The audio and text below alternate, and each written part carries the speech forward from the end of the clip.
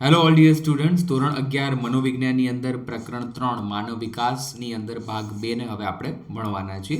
માનવ વિકાસની અંદરનો ભાગ 1 છે એની આપણે સમજૂતી આપી દીધી છે. એની લિંક તમને અહીં આઈ બટનની અંદર મળી જશે. અને હવે આપણે ભાગ 2 ના ઉપર ધ્યાન આપીએ. એની અંદર ભાગ 2 ની અંદર એક વસ્તુ તમને ખાસ આપી છે. દુર્ગાનંદ સિન્હાનું એક પ્રતિમાન આપ્યું છે. હવે દુર્ગાનંદ સિન્હાએ બાળકના વિકાસના 3 ભાગો પાડ્યા છે. બાળકને છે ને 3 જગ્યાએથી વિકાસ સાધી શકે છે, ડેવલપમેન્ટ બાળકનું થઈ શકે છે. પહેલું ઘર, શાળા અને સમવયસ્કો.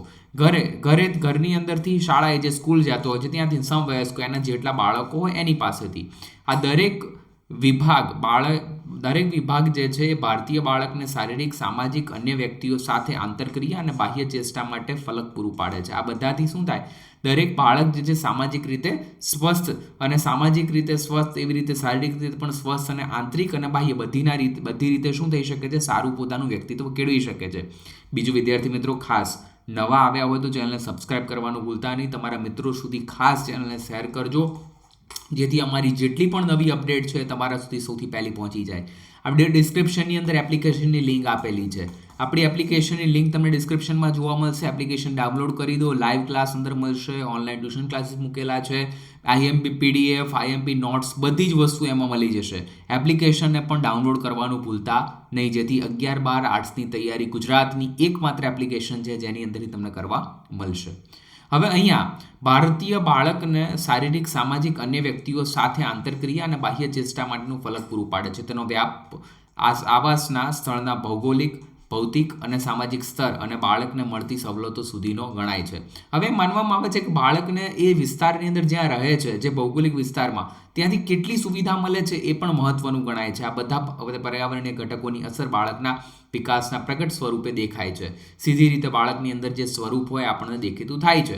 અને અહીંયા સૌપ્રથમ બાળક ઘરના સંપર્કમાં આવે છે. પહેલાં તો ઘરથી દરેક બાળકનું જે છે વ્યક્તિત્વ ઘડાય છે. એના પછી શું થાય? ઘરનું સ્થળ, ઘરનો પ્રકાર, રહેવાની મોકલાસ, સગવડો, રમકડા, ઘરનું વ્યક્તિઓ, પડોશીઓ સાથેના અસરો, બાળકનું થોડું મોટા થવા પછીની શાળા જાય છે. નાનું હોય ત્યારે જન્મથી ક્યાં જન્મે છે? ઘરની અંદર જન્મે છે, આપણને બધાને ખબર છે. એના પછી થોડું મોટું થાય એટલે એ શાળાએ જાય. હવે શાળા કેવા પ્રકારની છે, શાળાનું માધ્યમ કેવું છે, શાળાની સવલતો કેવી છે, શાળાનું વાતાવરણ, શિક્ષકો, અભ્યાસનો વિષય, શિક્ષક અને વિદ્યાર્થી સાથેના સંબંધ ઉપર પણ અસર પડે છે. દરેક બાબતે જે શૈક્ષણિક સંસ્થા પર બાળક જતું હોય ત્યાં આગળ બાળકની અસર પહોંચતી હોય છે. તે સિવાય શાળાના મિત્ર, ઘર આંગણાના મિત્રો, તેમની પ્રવૃત્તિઓ, સમવયસ્કોમાં થતી આંતરક્રિયા, બાળપણના અનુભવો, બાળકનું નામ, તેના પહેરવા મળતા કપડાં, ઘરના અને મિત્રોની સાથે તેનું સમાન અને માન અને બાળકને મળતો ખોરાક વગેરે ખૂબ અસર કરે છે. આ બધી જ વસ્તુઓથી બાળકનું વ્યક્તિત્વ ઘડાય છે. આ ઘટકોની સ્વતંત્ર રીતે અસર જણાતી નથી, પરંતુ સતત આંતરક્રિયા વડે આ ઘટકોની અસર થતી રહે છે. વારંવાર જે છે એક જગ્યાએથી બાળક જાય. હવે મિત્રો એના એવા બનાવે, આપણે નથી કહેતા ગુજરાતીમાં સંગ એવો રંગ, તો બસ અહીંયા સંગ એવો રંગ જે છે એ જ બાબતને અહીંયા સાર્થક કરે છે કે જેવા બાળકો સાથે જેવું રહેતા હોય એવું ત્યાં આગળનું બાળકનું ઘડતર થાય. અહીંયા બીજી બાબત એ પણ ગણી છે, નોંધી શકાય કે જુદા જુદા પ્રકારની વ્યક્તિઓમાં વર્તન દેખાય છે. અને તેનું વર્તન જો અહીંયા જુઓ, સામાન્ય ભૌતિક વાતાવરણ, બાળકનો વિકાસ થયો હોય તેનું ભૌગોલિક વાતાવરણ પણ જાણવું જોઈએ છે. કેવા વાતાવરણમાં બાળક આવે છે? ઠંડી ગરમ પ્રદેશ છે, ત્યારબાદ પહાડી પ્રદેશ છે, વન પ્રદેશ છે, રણ પ્રદેશ છે, વગેરેની અસર સ્વભાવ, રીતભાત, વિચારો, આ કામ કરવાની રીતો ઉપર પડે છે. બધાની અસર જે છે બાળકના વર્તન પર પડતી જોવા મળે છે. એના પછી સંસ્થાકીય માળખું. આ માળખામાં જ્ઞાતિ, વર્ગ, ધર્મ વગેરેનો સમાવેશ થાય છે. આ બધી બાબતો આની અંદર આવે છે. જ્ઞાતિ, વર્ગ, ધર્મ વગેરે બાબતને કારણે એક નવું પર્યાવરણ ઊભું થાય છે. એનાથી એક નવા પર્યાવરણની અંદર શરૂઆત થાય છે અને જેના કારણે વિશિષ્ટ ભૂમિકાની અપેક્ષા બંધાય છે અને તેને ઉપર મર્યાદાઓ પણ મૂકી શકાય છે અને અમુક પ્રકારની પ્રવૃત્તિઓનું નિર્દેશન પણ કરે છે. દાખલા તરીકે વિચરતી પ્રાંતિયોના લોકો અને શહેરમાં સ્થિર લોકોના રહેતા લોકોમાં વર્તનમાં ઘણો બધો તફાવત હોય છે. વિચરતી જાતિઓ એટલે કે અન્ય સામાન્ય નાની એવી જાતિ હોય એ અને શહેરની અંદર સ્થિર લોકોની સાથે જે લોકો રહેતા હોય છે એ લોકોના વર્તન અને જાતિગત લોકોના વર્તનોની અંદર પણ ખાસ તફાવત જોવા મળે છે. અને તેવી જ રીતે લોકશાહી અને સરમુખતાશાહી કુટુંબમાં જન્મેલા બાળકની અંદર પણ વર્તનની અલગતા જોવા મળે છે. લોકશાહી એટલે બાળકના વિચારોનો પણ અમલ કરવામાં આવે અને જ્યાં આગળ સરમુખતાઈ ઘરનું મોટું વ્યક્તિ કહી દીધું એટલે પતી ગયું, એવા બાળકના વર્તનમાં પણ ઘણો બધો તફાવત જોવા મળે છે. આ જે છે આ બેઝિક માહિતી જે છે ધોરણ 11ની, તમે બધા જે છે ખાસ આ વસ્તુને જોજો, જાણજો, સમજો અને વિડીયોને આખો જુઓ, આખી જ બધી જ વસ્તુઓને હું તમને સમજાવી દેવાનો છું. એપ્લિકેશનને ડાઉનલોડ કરવાનું ખાસ ભૂલતા નહીં. લિંક તમને ડિસ્ક્રિપ્શનમાં આપેલી છે. લિંક ડિસ્ક્રિપ્શન ન મળે તો કોમેન્ટ બોક્સ ખોલો, કોમેન્ટ બોક્સમાં પહેલી જ લિંક અમારી એપ્લિકેશનની હશે. બરાબર, આપણી ચેનલને સબસ્ક્રાઇબ કરી દો, એપ્લિકેશન ડાઉનલોડ કરી દો અને આપણા માસ્ટર ક્લાસની અંદર જોઈન થઈ જાઓ. તમે જે સાલની અંદર હશો એ વર્ષની અંદર માસ્ટર ક્લાસ ચાલતા હશે. હવે સામાન્ય સુવિધાઓ બાળકને કેવી મળવી જોઈએ? તો વ્યક્તિના જીવનની મૂળભૂત જરૂરિયાતો, ખોરાક, પૌષ્ટિક ખોરાક, પાણી વગેરેના સુવિધાઓ બાળકના સામાજિક, શારીરિક, માનસિક તંદુરસ્તી ઉપર અસર કરે છે. આપણે કેવો ખોરાક ખાઈએ છીએ, અન્ન એવો ઓડકાર આપણે કહીએ છીએ, તો બસ અન્ન એવો ઓડકાર, કેવો અન્ન લઈએ છીએ એના ઉપરથી પણ આપણી અસર જે છે દેખાય છે. જો વ્યક્તિની અભિરુચિ અને અભિયોગ્યતા પ્રમાણે તેને સુવિધા મળતી રહે તો પ્રોત્સાહન મળે તો વ્યક્તિઓનો ખૂબ સારો વિકાસ થાય છે. જેવી એનો રસ હોય ને એ પ્રમાણે એને જેટલી જરૂરિયાતો છે બધી મળી જાય તો એ સારી રીતે સર્જિત થઈ શકે છે. અને સામાન્ય સુવિધાઓ વ્યક્તિના ખાસ ફેરફાર જણાવતી નથી. સામાન્ય સુવિધાઓ એટલે કે અમુક નાની મોટી જે છે ઘરની અંદર રહેવાની સુવિધા છે, એસીની સુવિધા, બી સામાન્ય સુવિધા કહેવાય. પરંતુ વ્યક્તિઓની પોતાની શક્તિઓ અને અભિરુચિ પ્રમાણેનું વાતાવરણ ન મળે તો અનેક પ્રકારની મુશ્કેલીઓ ઉપસ્થિત થાય છે. વ્યક્તિનું આંતરિક વાતાવરણ અને બાહ્ય વાતાવરણ એકબીજા સાથે આંતરક્રિયા કરે છે. બહાર જે જગ્યાએથી રહે છે એ અને પોતાનું અંદરનું વ્યક્તિત્વ બંને એકબીજાની સાથે હંમેશા સમન્વય સાધતા હોય છે અને ત્યાં આગળ રહેવાનો પ્રયત્ન કરતું હોય છે એનું વ્યક્તિત્વ. પરિણામ સ્વરૂપે વર્તન નિષ્પન્ન થાય છે. દાખલા તરીકે એક જ સંસ્થામાં ઉછળતા બાળકોનું એક જ પ્રકારનું વાતાવરણ પર છે, પણ બધા બાળકોનો વારસો એક સરખો ન હોવાથી તેની અસર સરખી પડતી નથી. તેથી તેના વિકાસમાં પણ ભિન્નતા છે. વ્યક્તિના જીવનકાળ દરમિયાન વ્યક્તિની વય અવસ્થા બદલાય તો તેને તેમ પર્યાવરણ પણ જે છે બદલાઈ જતું. દાખલા તરીકે બાલ્ય અવસ્થા, તરુણાવસ્થા, પુખ્તાવસ્થા, વૃદ્ધાવસ્થા વગેરે. દરેક અવસ્થામાં તેના પ્રશ્નો, તેની જરૂરિયાતો ભિન્ન હોય છે. દરેક અવસ્થાઓ હોય, આપણે આગળ પણ ભણ્યા હતા, તરુણાવસ્થા, પુખ્તાવસ્થા, વૃદ્ધાવસ્થા શું છે, આગળના જે વિડીયો છે એની અંદર આપણે બતાવેલી છે વાતને. એની અંદર સાથે સાથે સામાજિક, આર્થિક અને શરીરમાં થતા જૈવિક ફેરફારો પણ કારણે પર્યાવરણની અસર પર ભિન્નતા પડે છે. તદુપરાંત જીવનકાળ દરમિયાન શાળામાં પ્રવેશ, શિક્ષણ પ્રાપ્ત કરવું, લગ્ન કરવા, કામ ધંધો શરૂ કરવો, સંતાનોનો ઉછેર કરવોના તબક્કોમાં પણ વ્યક્તિઓ પર અસર પડે છે. આ સિવાય પણ કેટલીક વ્યક્તિઓ જીવનમાં છૂટાછેડા, ધંધામાં મુશ્કેલી, નાણાકીય તકલીફ, કૌટુંબિક મુખ્ય વ્યક્તિઓનું મરણ જેવી સંક્રાંતિના તબક્કામાં આવે છે. આ દરેકના જીવનમાં આવવાનું છે. નાણાકીય મુશ્કેલી આવવાની છે, છૂટાછેડા છે, કે આવી કોઈ પણ પરિસ્થિતિ વ્યક્તિના જીવનમાં ઉદ્ભવવાની છે. તો ત્યાં આગળ પણ દરેક વ્યક્તિનું વર્તન જુદું જુદું હોય. તેના પર જૈવિક પર્યાવરણ તેમજ પર્યાવરણના પરિવર્તનોની સંયુક્ત અસર થાય છે. વિકાસ શૂન્યાવકાશમાં થતો નથી અને તે હંમેશા વિશેષ સામાજિક સાંસ્કૃતિક સંદર્ભમાં જ ઘડાયેલો હોય છે. દરેક વખતે જે છે સામાજિક સંસ્કૃતિ ઉપર ઘડાય છે. વિકાસની સમજૂતીના સિદ્ધાંતો. વિકાસની પ્રક્રિયા દરેક બાળકમાં લગભગ સરખી જોવા મળે છે. દરેક બાળકનો વિકાસ મોટે ભાગે આપણે સરખો થયો હોય એવું આપણે જાણી શકીએ છીએ. તેથી એક ચોક્કસ સ્તર હોય છે અને બાળકની જેમ જેમ વૃદ્ધિ થાય છે તેમ તેમ ઉપરના વિકાસના તબક્કા ઉદ્ભવ પામે છે. વિકાસ તબક્કા થતા હોવાથી જ વિકાસની આગાહી કરી શકાય છે. જુદા જુદા મનોવૈજ્ઞાનિકોએ પોતાના મંતવ્યો સ્વરૂપે વિકાસના જુદા જુદા સિદ્ધાંતો વર્ણ્યા. જુઓ, પિયાજેનો બુદ્ધિનો વિકાસનો બૌદ્ધાત્મક વિકાસનો સિદ્ધાંત, પિયાજેએ શું કહ્યું છે?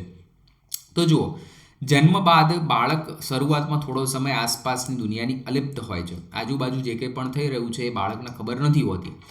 જોકે ગર્ભાવસ્થામાં બાળકની બહાર આવતા તે રડવા લાગે છે અને તેની અંદર તે બનાવે છે કે બહારનું વાત તેને અસર કરે છે. હવે ગર્ભમાંથી જ્યારે બહાર આવે, જન્મ ન થયો હોય, જન્મની શરૂઆત હોય, તો એની અંદર જે છે એને ખબર નથી હોતી શું થાય છે. ગર્ભના વાતાવરણમાંથી બહાર આવે એટલે રડે અને બહારનું વાતાવરણ એને તરત જ અસર કરવાનું ચાલુ કરે. ઘરની વ્યક્તિઓ સાથેની આંતરક્રિયા દ્વારા બૌદ્ધાત્મક વિકાસ ઝડપી થાય છે. ઘરના લોકો જે હોય એને રમાડે, એને હસાવે તો એ બધી એને ખબર પડવા લાગે. વ્યક્તિના જન્મથી શરૂ કરીને જીવન પર્યંત બૌદ્ધાત્મક વિકાસની પ્રક્રિયા ચાલુ રહે, જન્મથી લઈને મૃત્યુ સુધી. અને સ્વીવ મનોવૈજ્ઞાનિક જીવી પિયાજે જે છે એના સિદ્ધાંતોથી બૌદ્ધાત્મક વિકાસની સમજૂતી ઘણી માનનીય છે, માની શકાય એવી છે. હવે અહીંયા છે સાંવેદનિક કારકનો તબક્કો. હવે જો અહીંયા એને પિયાજે શું કહ્યું છે, આ તમારે પ્રશ્ન પૂછાઈ શકે છે. પછી સર કહેતા એમને કહેતા સર તમે આઈએમએ પ્રશ્ન ના આપે, આની અંદરથી પ્રશ્ન પૂછાઈ શકે છે. જન્મથી 2 વર્ષ સુધીના ગાળાને સાંવેદનિક કારક તબક્કો કહેવામાં આવે છે. આ સમયમાં બાળક પોતાના શરીર પર થતા વિવિધ સંવેદનો અને ચેષ્ટાઓના વર્તન વચ્ચેનો સંબંધ જે છે સ્થાપે છે. જન્મથી 2 વર્ષ સુધી એને બધી સંવેદનાઓનો અસર થાય છે. બાળકો જોવાના, સાંભળવાના, સ્વાદના, સ્પર્શના, સૂંઘવાના, એમ જેમ જેમ અનેક વિવિધ સંવેદનો છે એ અનુભવે છે. શરૂઆતના દિવસોમાં બાળક ફક્ત ચૂસવાની, ગાળવાની અને ગળવાની અને વિક્ષિપ્ત ક્રિયાઓ કરે છે. એને કશી ખબર નથી પડતી હોતી, એ ખાઈ જ શકે છે અને બસ ગળી શકે છે, એને બીજી કશું આવડતું નથી હોતું. પણ ધીમે ધીમે શારીરિક માનસિક ક્રિયાઓ સંબંધો સ્થાપિત થતાં ક્યારેક કઈ પ્રક્રિયા કરવા શીખી જાય છે. અલગ અલગ વસ્તુઓ ધીમે ધીમે બાળક કરતાં શીખતું હોય છે. આ સમય દરમિયાન વસ્તુ કે વ્યક્તિની હાજરીનો અનુભવ થાય છે, પરંતુ વસ્તુ અને વ્યક્તિનો પ્રત્યક્ષ અનુભવ થતો ન હોવાને ત્યારે તેનું અસ્તિત્વ ચાલુ રહે છે અને ખ્યાલ વિકસે છે. એને અનુભવ ન થતો વ્યક્તિનો, તો એને ખબર પડે કે કોઈ વ્યક્તિ જે છે અહીંયા હાજર નથી, તે પદાર્થનો અસ્તિત્વનો ખ્યાલ કહે છે. આ ખ્યાલ ન વિકસ્યો હોય તો બાળક માને છે કે તેને દેખાતું નથી અને તેનું અસ્તિત્વ જ નથી. 6 માસ સુધી અંતઃ ઢંકાયેલી પરિચિત વસ્તુઓને મેળવવાનો પ્રયત્ન કરે છે. એની અંશતઃ એની આજુબાજુ જે ઢંકાયેલી પરિચિત વસ્તુઓ છે એને એ રમે એનાથી. 8 માસ પહેલાં તેને જોયેલી આ હાલ સંપૂર્ણ ઢંકાયેલી વસ્તુઓને શોધે છે. એને જે કંઈ પણ જોયું એ 8 વર્ષ પછીના જે મહિનાઓ એની અંદર એ જોવે છે. અને આ તબક્કામાં બાળક બીજી મહત્વની પ્રાપ્તિ કરે છે કે એ ક્રિયાને ઉલટાવી શકે. દાખલા તરીકે દોડવું, જોડવું, તોડવું, જોડવું અને ઊંચે જવું, નીચે જવું, આ બધી વસ્તુઓ જે છે એ 8 માસની અંદર કરતાં શીખી જાય છે બાળક. એના પછી પૂર્વ ક્રિયાત્મક તબક્કો, પ્રી ઓપરેશનલ સ્ટેજ. 2 થી 7 વર્ષ વચ્ચેના ગાળાને પિયાજે પૂર્વ ક્રિયાત્મક તબક્કો કહ્યો છે. આ સિદ્ધાંતમાં ક્રિયાત્મક એટલે કે ભૌતિક નહીં પણ માનસિક કક્ષાએ તેની ક્રિયાની વાત કરે છે. આ સમય દરમિયાન બાળક પદાર્થના આકાર અને ગોઠવણીને વધારે કેન્દ્રમાં રાખે છે અને તે પદાર્થને જે છે એ ક્રિયાઓ અને વજનને લગતા નિયમોમાં સમજી શકતું નથી. લગભગ 4 વર્ષનું બાળક 2 પદાર્થોનો બાહ્ય દેખાવ સરખો હોય તો તે સરખા છે એમ સમજી શકે છે. 2 બાજુથી પદાર્થને સરખો હોય તો સરખો સમજી. દાખલા તરીકે માટીના 2 સરખા વજનના ગોળા સાથે મૂકવામાં આવે તો તેને સમાન માની લે છે. એને કોઈ એવો ખ્યાલ નથી હોતો કે આ બંને અલગ અલગ હોય છે, પરંતુ તેમાંથી એકને બદલી દેવામાં આવે તો બાળકને જે સરખા રહેતા નથી. અને એકનો ગોળ જે છે ગોળ આકાર છે ને બીજાનો ગોળ લંબ કરી દેવામાં આવે તો એ જે છે લંબગોળ આકારને વધારે વજનદાર ગણશે. આ પૂર્વ ક્રિયાત્મક, એને થોડી સમજણ પડે, આ ભારે છે, આ હલકું છે, હા, એવી બધી વસ્તુનો ખ્યાલ આવે છે. હવે ત્રીજી વસ્તુ છે મૂર્ત ક્રિયાત્મક તબક્કો. હવે મૂર્ત ક્રિયાની અંદર તબક્કાની અંદર શું છે? પદાર્થલક્ષી. તો બાળક 7 થી 12 વર્ષના ગાળાને મૂર્ત ક્રિયાત્મક તબક્કો કહે છે. આ તબક્કામાં બાળક ભૌતિક રીતે હાજર દેખાતી અને હાથમાં પકડી શકાય તેવી જ વસ્તુઓનો વિચાર કરે છે. તેઓ ધારણાત્મક કે અમૂર્ત ખ્યાલો અંગેનો તર્ક કરી શકતા નથી, વર્ણન કરી શકતા નથી. દાખલા તરીકે સૂતા ગાતા જાડી છે અને ગીતા કરતાં પાતળી છે અને કોણ કોનાથી વધારે જાડું છે, એમ કે આવા પ્રશ્નોના બાળકોમાં ગૂંચવાઈ જશે કે આ કોણ કોનાથી જાડું છે, કોનાથી પતલું. પરંતુ સીતા, ગીતા અને નીતાને સાથે ઊભા રાખીને બાળકને પૂછીએ તો એ સાચો જવાબ આપશે. પણ આડાઅવળા પ્રશ્ન તમે પૂછો તો એ બાળક જે છે આડાઅવળા પ્રશ્નોના જવાબ આપી શકશે નહીં. આમ નજરે જોઈ શકાય તેવા પ્રશ્નોના ઉત્તર આપી શકે બાળકે. એ કલ્પના ન કરી શકે કે આવું આવું આવું આવું, બરાબર. આપણે કહીએ મામાના ભાઈનો છોકરો, હા, તો એ આપણો શું થાય? મામાના છોકરાનો છોકરો. તો આ બધી વસ્તુઓ છે બાળકે વિચારી ન શકે, પરંતુ અહિંસા, પ્રામાણિકતા વગેરેના અમૂર્ત ખ્યાલો સમજાવવામાં મુશ્કેલી અનુભવે છે. જુદી જુદી લંબાઈની લાકડીઓ ક્રમમાં ગોઠવીએ તો અંદર સમજી જાય કે ભૌતિક રીતે જોઈ શકાય, સ્પર્શી શકાય અને તેનો ખ્યાલ જે છે એ મેળવી શકે છે. એના પછી અમૂર્ત ક્રિયાઓનો તબક્કો. અમૂર્ત ક્રિયાઓનો તબક્કો છે જ્યાં બહુ મહત્વનો તબક્કો છે. આ તબક્કાની અંદર અમૂર્ત તર્ક કરવાની ક્રિયા શક્તિનો વિકાસ થાય છે. આ તબક્કો 12 વર્ષ પછી શરૂ થાય છે. આ તબક્કામાં તાર્કિક વિચારણા, અનુમાન શક્ય બને છે અને તેઓ અમૂર્ત વિચારી શકે છે. દાખલા તરીકે સ્વચ્છતા, સ્વાતંત્ર્ય, લોકશાહી જેવા ખ્યાલો સમજે છે અને દ્રષ્ટાંતો સાથે સમજાવીએ તો તેને સમજી શકે છે. ધારણાઓ પણ કરી શકે છે. જો કે આ બધા જ આ ઉંમરોની અંદર બધા જ બાળકો આટલી વિકસિત વિચારણા ક્ષમતા હોય એવું બનતું નથી કે એને બધી ખબર પડે સ્વતંત્રતા શું છે, લોકશાહી છે. પણ દરેક બાળકને 12 વર્ષ પછી ખબર પડે એવું નથી. કોઈને 18 વર્ષે ખબર પડે, કોઈને ખબર ન પડે. હા, તો એ બધાના માટે સરખી ન હોય. દરેક બાળકનું વ્યક્તિત્વ, એનો વિકાસ જે છે જુદો જુદો થયેલો હોય છે. કોલબર્ગનો નૈતિક વિકાસનું સિદ્ધાંત. કોલબર્ગે પણ એક નૈતિક સિદ્ધાંત પોતાનો આપ્યો. એની અંદર શું કહે છે કોલબર્ગે શોધ્યું કે વર્તનની નૈતિકતા અને અનૈતિકતાના વિશેના બાળકની માંડી તે પુખ્ત વય સુધીના વ્યક્તિના નિર્ણયો જુદા જુદા તબક્કામાંથી પસાર થાય છે. તેના માટે સંશોધનોમાં તેને નીચેની વાર્તાઓ દ્વારા રજૂઆત આપી છે. જો એક માંદીસી મૃત્યુની નજીક હતી અને તેને તપાસીને જોયું તો તેને એક દવાથી બચી જશે અને એ દવા વેચનાર વ્યક્તિ પાસે $200 થયો હતો. ખર્ચ જે છે $200. તેમાંથી સ્ત્રીઓને થોડી દવા આપવામાં આવે તે માટે તે માણસે $2000 માંગ્યા. સ્ત્રીના પતિને ઓળખીતાઓ પાસેથી અડધી રકમ તો ઉછીની મેળવી હતી. તેને દવા વેચનારે કહ્યું મારી પત્નીનું મૃત્યુ પામવાનું છે અને તેથી તેણે ઓછી કિંમતે દવા આપવી અથવા તો અડધા પૈસા બાકી રાખવા જોઈએ અને દવા વેચનારે ના પાડી કે મેં દવા બનાવી છે તેથી હું પૈસા કમાવા છું. આખરી અહીંયા જે છે એનો પતિ દવાને દુકાને તોડીને તેની દવાને ચોરી લીધી. આ વાર્તા પછી પ્રયોગકર્તાને પૂછવામાં આવ્યું કે ચોરીનું કાર્ય હતું એ યોગ્ય હતું કે અયોગ્ય હતું. જુદી જુદી ઉંમરના વ્યક્તિઓ જુદી જુદી સંસ્કૃતિના લોકોના જવાબો ઉપરની નૈતિક વિકાસની કક્ષાને આધારે દર્શાવી છે. જુઓ, પહેલી પૂર્વ નૈતિક કક્ષાનો બદલો કે શિક્ષાની દ્રષ્ટિએ જે છે એ યોગ્યતા નક્કી કરવામાં આવે છે. બીજી પરંપરાગત કક્ષા છે બીજા લોકોનું કેવું લાગશે તેના આધારે તેને યોગ્ય કે અયોગ્ય ગણવામાં આવે છે. અને જેને નૈતિક વિકાસ સ્વયં સ્વીકારનાર ત્રીજી કક્ષા સુધી થયો હોય તેવી વ્યક્તિ જે છે એ નૈતિક સિદ્ધાંતોનું અંતરીકરણ કરે છે અને સમાજના હિત શરમામાં છે અને તેના આધારે વર્તનની યોગ્યતા નક્કી કરે છે. આમ કોલબર્ગ નૈતિકતાનો ત્રિસ્તરીયવાદ આપ્યો છે અને તેને ત્રણેય સ્તરોને એકબીજા પર અસર જોવા મળે છે, જેના દ્વારા બાળકનો સમગ્ર નૈતિક વિકાસ થાય છે અને વિકાસના પરાગતિ પસાર હોતી નથી અને બૌદ્ધિક વિકાસ પામેલું બાળક અલ્પ વિકસિત અવસ્થામાં પાછું જતું નથી. બાળકને જે છે ફરીવાર જે છે એ અલ્પ વિકસિત અવસ્થામાં જાય નહીં, એકવાર વિકસિત થઈ જાય પછી જે છે એનો વિકાસ અટકતો નથી. હવે અહીંયા શું કહે છે ફ્રોઇડનો મનોજાતીય વિકાસનો સિદ્ધાંત. તો ફ્રોઇડના મતે વ્યક્તિના વિકાસની અવસ્થા એ બીજું કંઈ નહીં પણ તેની મનોજાતીય વિકાસની અવસ્થા જ છે અને એ જ માને છે કે એની મનોજાતીય વિકાસતા અનુભવાય ત્યારથી જે છે એનો વિકાસ થઈ જાય છે. એનો અર્થ એવો છે કે ફ્રોઇડની વિકાસતા એ અવસ્થાઓને વર્ણવે છે અને દરેક અવસ્થાઓમાં વ્યક્તિએ ફક્ત જાતીય પ્રવૃત્તિ જ કરતી હોય છે એવું નથી, પરંતુ વિકાસની આ અવસ્થામાં દરમિયાન વ્યક્તિના તેના અવયવો દ્વારા થતી પ્રવૃત્તિઓમાંથી આનંદ મેળવે છે અને વ્યક્તિ વિકાસની આ અવસ્થાઓ નીચે દર્શાવી છે. જો ફ્રોઇડ કેવી અવસ્થાઓ કહે છે. પહેલું જો મુખ કેન્દ્રીય અવસ્થા. તો વિદ્યાર્થી મિત્રો ખાસ સમજો મુખ કેન્દ્રીય અવસ્થા કોને કહેવાય. તો ફ્રોઇડના મંતવ્ય પ્રમાણે બાળકના જન્મથી લગભગ 1.5 થી 2 વર્ષના સમયગાળા દરમિયાન તેની કામશક્તિ તેના મુખના કેન્દ્રિત હોય છે. એના મોઢા દ્વારા પોતાની કામેન્દ્રિયો મેળવતું હોય છે. તે મુખ દ્વારા આનંદ મેળવવાનો પ્રયત્ન કરે છે. એને મુખથી પોતાનો આનંદ મળે છે. આને કારણે જે છે મુખ કેન્દ્રીય અવસ્થા એને કહેવામાં આવે છે. આ અવસ્થામાં બાળક તેના હોઠ પર અને જીભ દ્વારા મળતી ઉત્તેજના દ્વારા સુખ મેળવવાનો પ્રયત્ન કરે છે. તેના હાથમાં કોઈ પણ વસ્તુ આવે તો તરત જ તેના મુખમાં લઈ જવાનો પ્રયત્ન કરે છે. આમાં મુખ કેન્દ્રીય અવસ્થા. 1.5 વર્ષનું બાળક હોય કે કંઈ પણ આપો તરત મોઢામાં નાખી દેશે.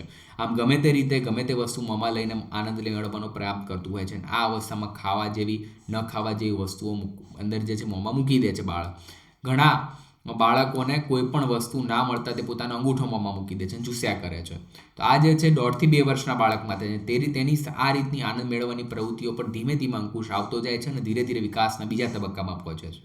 ત્યારે તેની આવી પ્રવૃત્તિ જે છે બંધ થઈ જાય છે. જો કે ઘણા બધા બાળકોમાં આવી ટેપ ઝડપથી જતી નથી. આથી આવી પ્રવૃત્તિ લાંબા સમયે જે અંકુશ લાવવામાં માતા પિતા તરફથી પ્રયત્નો કરવામાં આવતા નથી અને આવા ટેવ લાંબા સમય સુધી ચાલુ રહે છે. તમે જોયું હશે આ 1.5 થી 2 વર્ષના બાળકની વાત કરે છે, પણ ઘણા બધા મોટા એવા હોય કે કંઈકનું કંઈક મોઢામાં આંગળી મોઢામાં નાખી દે, અંગૂઠો મોઢામાં નાખી દે.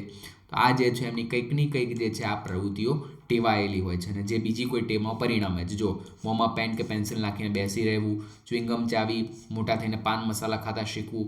ઘણા ધૂમ્રપાન ખાનારાઓના મોંમાં ખાલી પાઇપ નાખીને બેસી રહ્યા છે અથવા તો કોઈના મતે બધી જ મુખ કેન્દ્રીય અવસ્થાઓની અસર છે.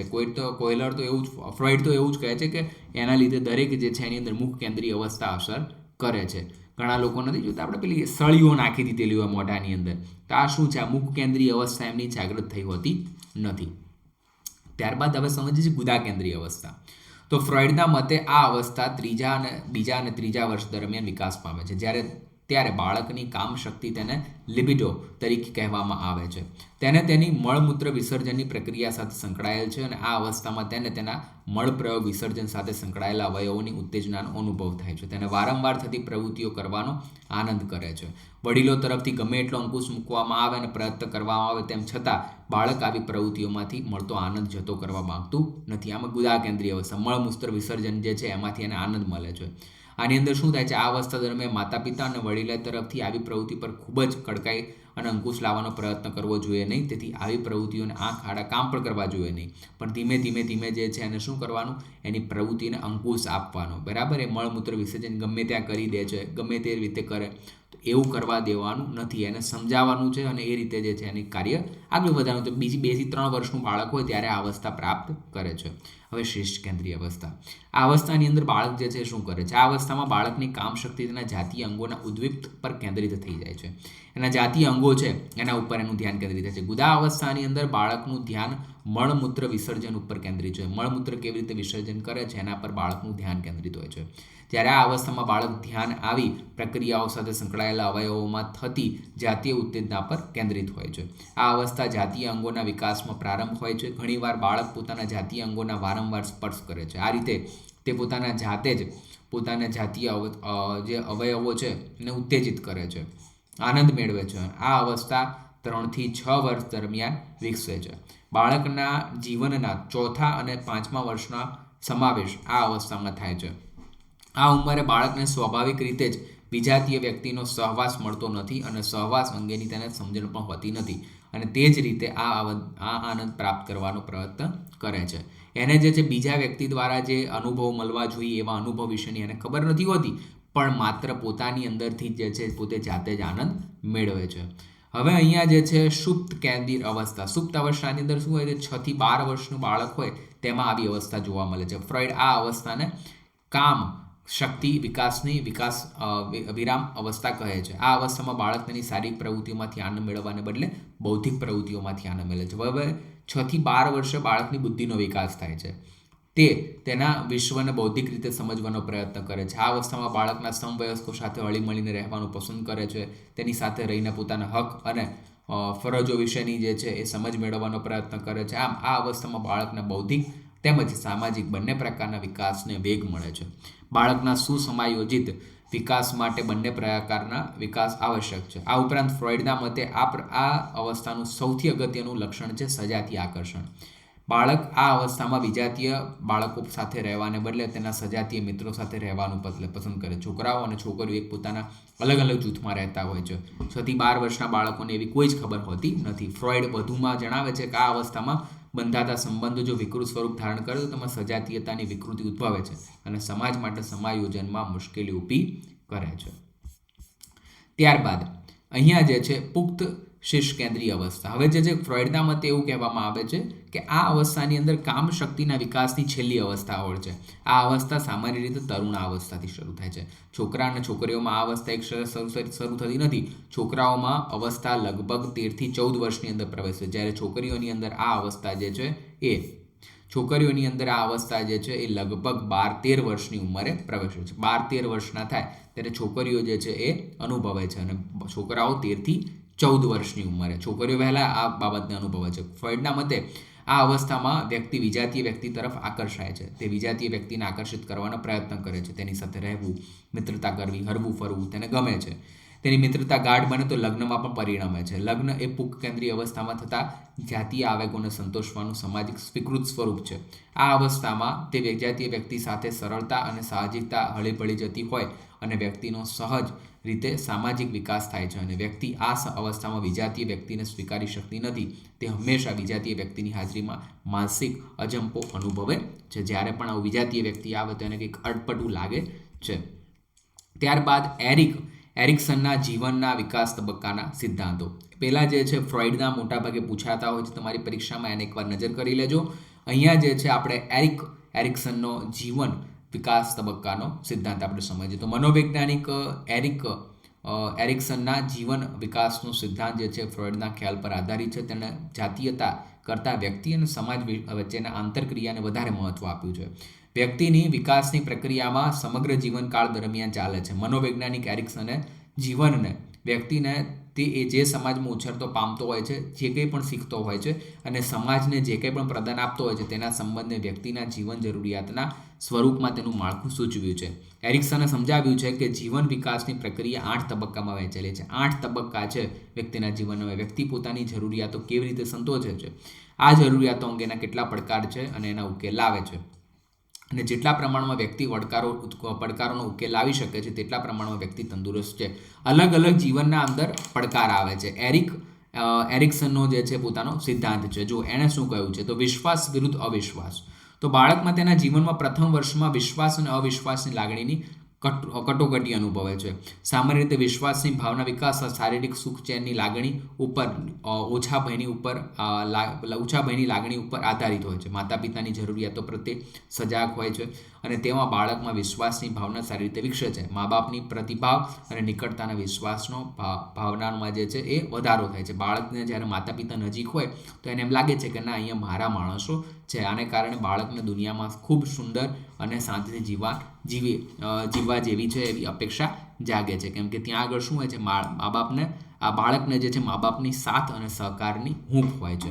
ત્યારબાદ સ્વાયત્તતા વિરુદ્ધ શરમ અને શંકા. શિશુ બીજા વર્ષની શરૂઆતમાં સંકલ્પ શક્તિના સ્વાતંત્ર્યનો ભાવ અનુભવે છે. પોતાની જાતે કાળજી રાખવાનું શરૂ કરે છે, શીખે છે અને આમ સ્વાતંત્ર્યની ભાવનાનો વિકાસ શરૂ થાય છે. જો બાળકને ખૂબ રોકવામાં આવે અને કડક શિક્ષા આપવામાં આવે અને સતત તેને તાણ આપવામાં આવે તો તે બાળક જે છે શરમાળ અને સંકોચનશીલ અને શંકાશીલ બને તેવી શક્યતા રહે છે. આ સમયમાં માતા પિતાએ તેને સમજણપૂર્વક રક્ષણ આપવું જોઈએ અને શિશુને જે છે વિકાસ અવરોધાય ને. અહીંયા જે છે બાળકને કડક સ્વાતંત્ર્ય આપવાને બદલે એને થોડી ધીમે ધીમે સ્વતંત્રતા આપવી જોઈએ.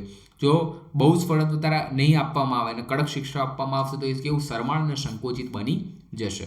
ત્યારબાદ ત્રીજું, પહેલ વૃત્તિ વિરુદ્ધ દોષની લાગણી.